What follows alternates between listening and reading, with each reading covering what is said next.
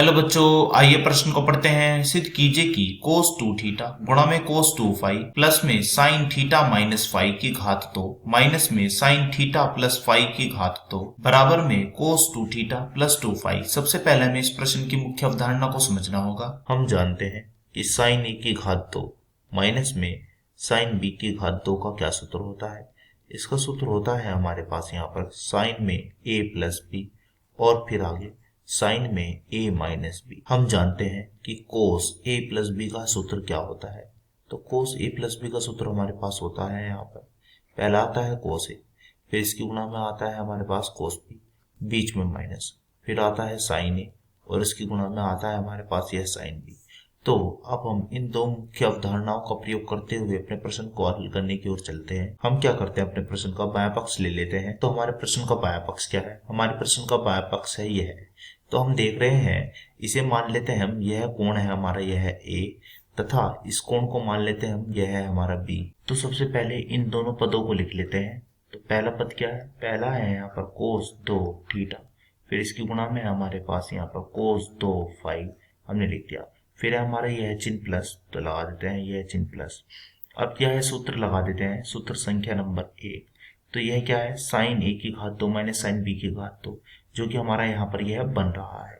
तो इस सूत्र होता है साइन में a प्लस बी करो, फिर गुणा साइन में a माइनस बी करो। तो बोलिए क्या आएगा, साइन पहले a यानी कि कितना, a है थीटा माइनस में फाई, इसमें कितना जोड़ना है b कितना है, b है हमारा थीटा प्लस में फाई।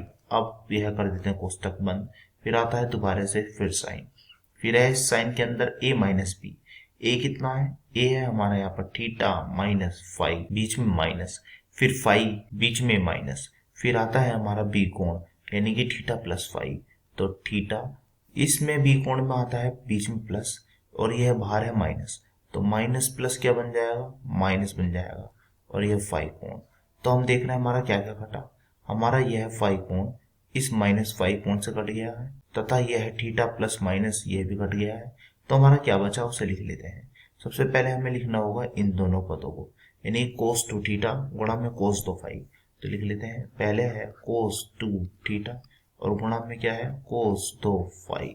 फिर क्या है हमारा यहाँ पर, फिर है हमारा यहाँ पर हम देख रहे हैं प्लस, तो प्लस लिख लेते हैं यानी कि ये प्लस, फिर आएगा साइन, फिर अंदर क्या है, अंदर है हमारा यहाँ पर 2 थीटा हमने लिख दिया। इसकी गुणा में क्या है, इसकी गुणा में हमारे पास साइन और यह है माइनस का फाई और माइनस का फाई क्या हो जाएगा, माइनस के 2 पाई। तो यह हो जाएगा हमारा यहाँ पर साइन माइनस में 2 फाई। अब हम जानते हैं कि साइन के अंदर यदि माइनस थीटा आ जाए तो इसका क्या सूत्र आता है। इसके सूत्र का हल होता है यहाँ पर माइनस बाहर साइन थीटा। तो यह सूत्र हम यहाँ पर लगा देते हैं। तो बताइए क्या आएगा। तो यह हमारा होगा यहाँ पर पहले क्या है cos 2 थीटा, फिर इसकी गुणा में क्या है cos 2 फाई, और यह जब माइनस बाहर आ जाएगा तो बाहर आ गया माइनस, फिर हो जाएगा साइन 2 थीटा और फिर क्या है साइन 2 फाई, और बराबर हमारा चल ही रहा है। तो यह किसका सूत्र बन चुका है, इसे मान लेते हैं यह है हमारा यहाँ पर ए कोण, यह मान लेते हैं यह कोण हमारा बी। तो हम देख रहे हैं यह मैंने अपनी मुख्य अवधारणा में सूत्र बताया था, सूत्र संख्या नंबर 2, यानी कि cos a प्लस बी का cos a cos b minus sine a sine b। तो यह सूत्र हम यहाँ पर लिख देते हैं।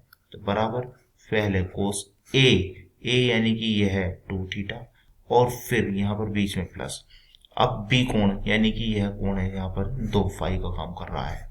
तो हम देख रहे हैं हमारा क्या बन चुका है, हमारा बन चुका है यहाँ पर दायां पक्ष। तो हमने यहाँ पर बायां पक्ष को लेकर चले और अपना यह हमने यहाँ पर दायां पक्ष सिद्ध कर दिया, जो कि हमें यहाँ पर यही सिद्ध करना था।